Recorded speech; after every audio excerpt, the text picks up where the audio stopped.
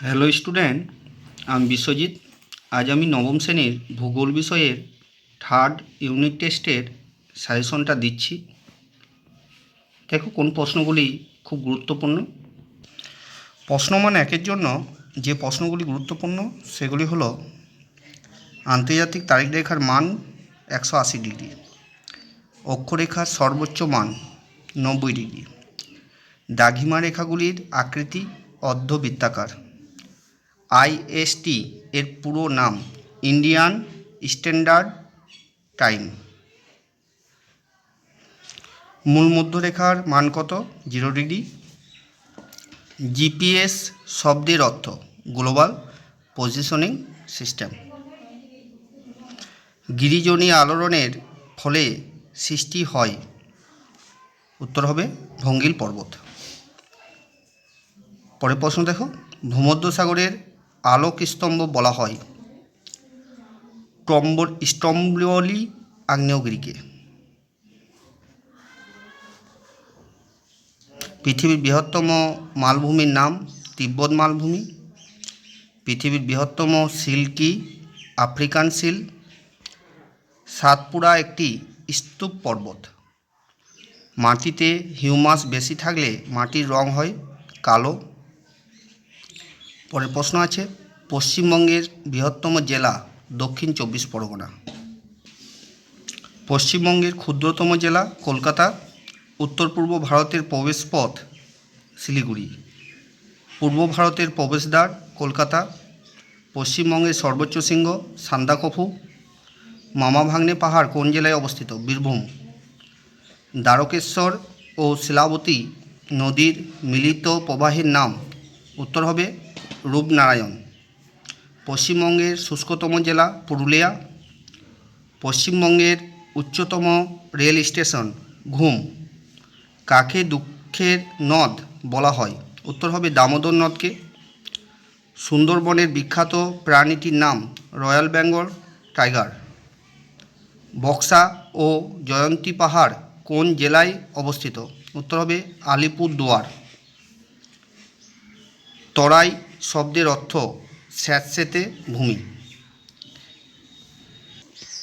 প্রশ্নমান 2 এর জন্য দেখো কোন প্রশ্নগুলি গুরুত্বপূর্ণ। 1 নম্বর প্রশ্ন, কোরিওলিস বল কি? 2 নম্বরটা আছে ছায়াবৃত্ত বলতে কি বোঝো? জিওড কাকে বলে? উষা ও গোধূলি কি? আন্তর্জাতিক তারিখ রেখা কাকে বলে? নিরক্ষরেখা মহাবৃত্ত কেন? হটস্পট কাকে বলে? জারণ ও অক্সিডেশন কাকে বলে? সুপ্ত আগ্নেয়গিরি বলতে কি বোঝো? উদাহরণ দাও। বন্যার 2টি কারণ লেখো।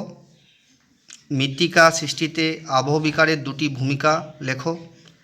খরার 2টি কারণ ও ফলাফল লেখো। হড়পা বান কি? দুর্যোগ কি? কয়লার 2টি উপজাত দ্রব্যের নাম লেখো।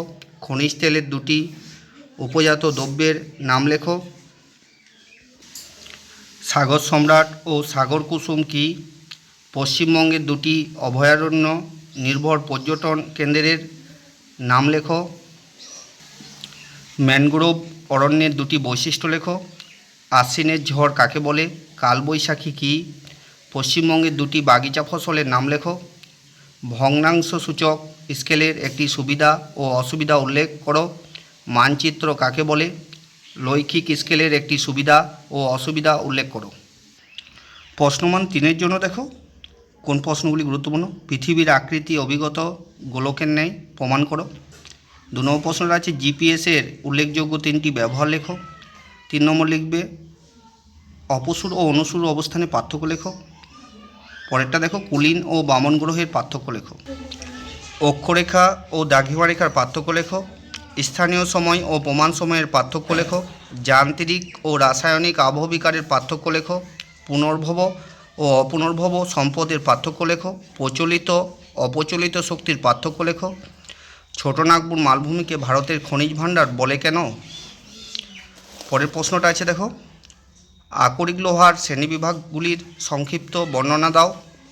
পশ্চিমবঙ্গের বরফ গলা জলে পুষ্ট নদীর সাথে বৃষ্টির জলে পুষ্ট নদীগুলির পার্থক্য লেখো। সুনামি সৃষ্টির কারণগুলি লেখো। দুর্গাপুরকে ভারতের রুর বলার কারণ লেখো। পশ্চিমবঙ্গের পর্জল মাটি ও ল্যাটেরাইট মাটির পার্থক্য লেখো। প্রশ্ন মান 5-এর জন্য দেখো কোন প্রশ্নগুলি গুরুত্বপূর্ণ। বেডফোর্ড লেভেল পরীক্ষা এবং দিগন্তরেখার বিস্তৃতি থেকে পৃথিবীর গোলীয় আকৃতির প্রমাণগুলি লেখো। 2 নম্বর প্রশ্ন আছে চিত্রসহ পৃথিবীর অপসূর ও অনুসূর অবস্থার বর্ণনা দাও। 3 নম্বর প্রশ্ন আছে পাত সংস্থান এর দ্বারা হিমালয় পর্বতের উৎপত্তি চিত্রসহ লেখো। 4 নম্বর প্রশ্ন আছে চিত্রসহ মালভূমির শ্রেণীবিভাগ করো। 5 নম্বরটা আছে মাটি সংরক্ষণের পদ্ধতিগুলি বিশ্লেষণ করো। 6 নম্বর প্রশ্ন আছে যান্ত্রিক আবহবিকারের প্রক্রিয়াসমূহের বর্ণনা দাও। এর পরের প্রশ্নগুলি দেখো রাসায়নিক আবহবিকারের প্রক্রিয়াসমূহের ব্যাখ্যা দাও। কয়লার ব্যবহার ও গুরুত্বগুলি লেখো। আকরিক লোহার ব্যবহার ও গুরুত্বগুলি লেখো। খনিজ তেলের ব্যবহার ও গুরুত্বগুলি লেখো। এর পরের প্রশ্ন আছে দুর্যোগ ও বিপর্যয়ের পার্থক্য লেখো। পশ্চিমবঙ্গের জলবায়ুতে মৌসুমী বায়ুর প্রভাবগুলি লেখো। এর পরের প্রশ্নটা আছে পশ্চিমবঙ্গের ধান চা চাষের অনুকূল পরিবেশের বর্ণনা দাও। ধান চাষের অনুকূল পরিবেশ করতে হবে আর চা চাষের অনুকূল পরিবেশে করতে হবে। 14 নম্বর প্রশ্নটা আছে মানচিত্রের ব্যবহার ও গুরুত্ব লেখো। এরপরে পশ্চিমবঙ্গের রেখা মানচিত্রে নিম্নলিখিতগুলি উপযুক্ত নাম ও প্রতীক সহ চিহ্নিত করো। দেখো মানচিত্রে চিহ্নিত করতে হবে এই নামগুলিকে। অজয় নদী পশ্চিমবঙ্গের একটি তথ্য প্রযুক্তি শিল্পকেন্দ্র আইটি বিভাগ। কৃষ্ণনগর ফারাক্কা বাঁধ ম্যানগ্রোভ অরণ্য একটি চা উৎপাদক অঞ্চল। হলদিয়া বন্দর হলদিয়া বন্দরকে চিহ্নিত করতে হবে। জয়চণ্ডী পাহাড়কে চিহ্নিত করতে হবে। একটি লৌহ ইস্পাত শিল্পকেন্দ্র পশ্চিমবঙ্গের সর্বোচ্চ শৃঙ্গ পশ্চিমবঙ্গের একটি ধান গম উৎপাদক অঞ্চল। বোলপুর শান্তিনিকেতন রানীগঞ্জ কয়লা খনি অঞ্চল কৃষ্ণনগর। এতটাই।